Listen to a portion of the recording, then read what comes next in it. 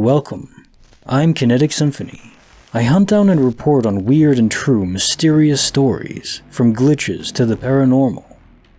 Case file number 1450, written by Big Ghost 420, The Mario Galaxy Connection.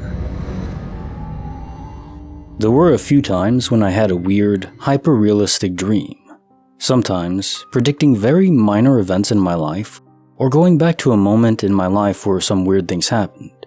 Two dreams I can vividly remember is when I saw my room fully set up with a black Vizio TV and a lazy boy bed / couch, and the other was when I went back to a moment in my life that really creeped me out, but since I had the dream, I know what that was. I'll explain in a bit. Dream 1. This dream was a while ago, around when I was 15 or 16. I'm 20 now. So when I had this dream, I was sleeping on the floor in my room since my sister had recently moved out and left me her room. I had only 2 dressers and that's it. In this dream, I saw the black Vizio TV I mentioned and my black lazy boy, couch and bed, with a black metal frame. I woke up and thought nothing of it. A month or two later, my dad took me to Walmart and I got a bed. Not just any bed, but the lazy boy I saw in the dream. I had forgotten the dream at this point, and my dad was the one who chose it, so I wouldn't exactly say I chose it because of the dream. Next, a few months pass by, and my birthday comes along. My dad bought me a TV, because he knew I didn't have one yet, and it was the exact same black Vizio I saw in my dream. At this point, things didn't click until one day I took a nap, and when I woke up, I was in the exact position I was in my dream.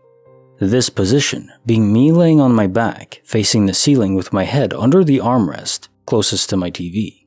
I look at my TV and boom, things click. I immediately remembered the dream I had and knew the scenario I was in was the exact same down to the position my TV was to where my head was placed. Dream 2. To preface my story, I want to tell you of something that happened to me and my older sister when we were young. When me and my sister were 7 and 12, we were playing Super Mario Galaxy on the Wii. Masterpiece of a game, by the way. We were on a sand level, where we had to go up a pillar spinning and filling with sand in a desert level. When I suddenly whipped my head around to look at the door of my room at that moment, my door started to open slowly, as if someone was peeking in, but nothing and no one was there. Yet I felt as if I had looked into someone's eyes. The door slowly closed, and me and my sister looked at each other pretty spooked out about what just happened. I jumped up and ran to the door to try and catch whoever peeked in, but no one was there.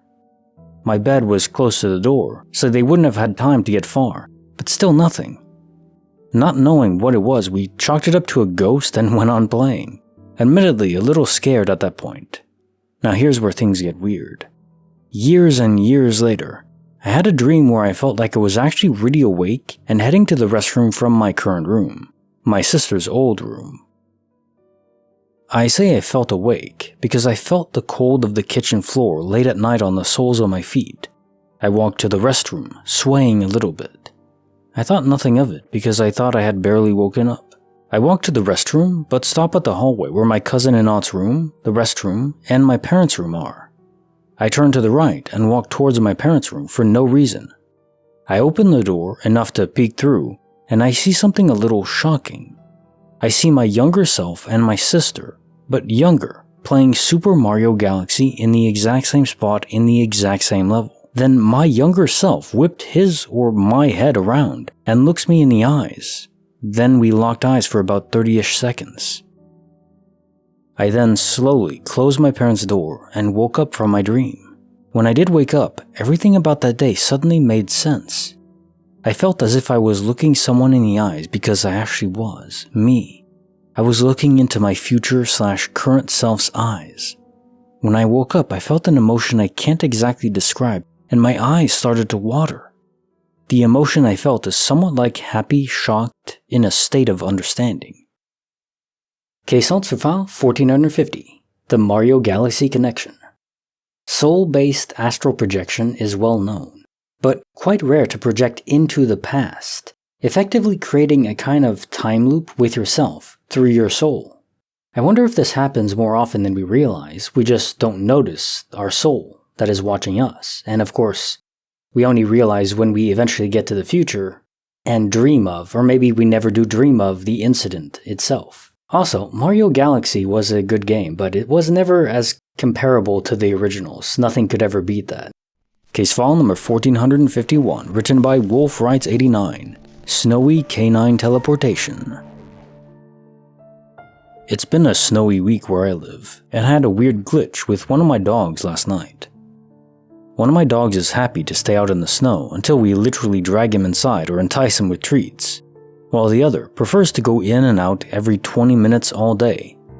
Last night, I let the in and out dog in. He brought a chunk of ice with him and happily laid down to eat it. I went down to sit in the living room, and my husband unpaused the show we were watching so we could continue. The two of us made some comments about the dog eating ice and other general small talk. About 10 minutes went by while we watched TV together, and all of a sudden I heard the distinct sound of an in-and-out dog's bark coming from outside. Husband and I look at each other with confusion, and I get up to check. Sure enough, he's back outside? The door was closed, no one else lived with us, and neither of us left the couch between the time I let him in and the time we heard him barking. We're both still baffled about how exactly he pulled off glitching his way outside like that, but hey, maybe he can start doing it more often and save me the trouble of going to the door so often. Case notes for file 1451, Snowy Canine Teleportation. I wish Mr. Ben would learn this move. He has separation anxiety, so he has to be in my room when I sleep. I hear him all night long licking himself, pacing around my recliner, because I sleep in a recliner. And after about 4 hours of this, of course he has to go back out already, to go pee or chase a bird or something. And of course I can't leave him outdoors now in these colder temperatures.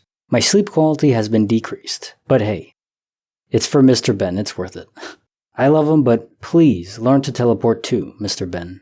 All dogs should be equipped with this basic ability, don't you agree? Now time for the poem of the day. In the kitchen's lively dance, pots and pans, a symphony of flavors, a culinary romance, spices waltz, herbs pirouette with grace. In the world of food, a delicious embrace. From crispy bacon sizzle to a donut's sweet delight, each bite tells a story, a gastronomic flight. Tomatoes blushing in the summer sun, a feast for the senses, a banquet begun. Cheese, a maestro in a melody of textures.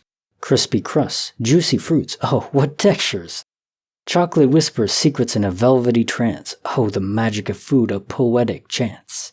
So let's raise a toast to the art of our plate, a culinary symphony where flavors relate. In the banquet of life, let joy be the theme, for in every bite, a delicious dream.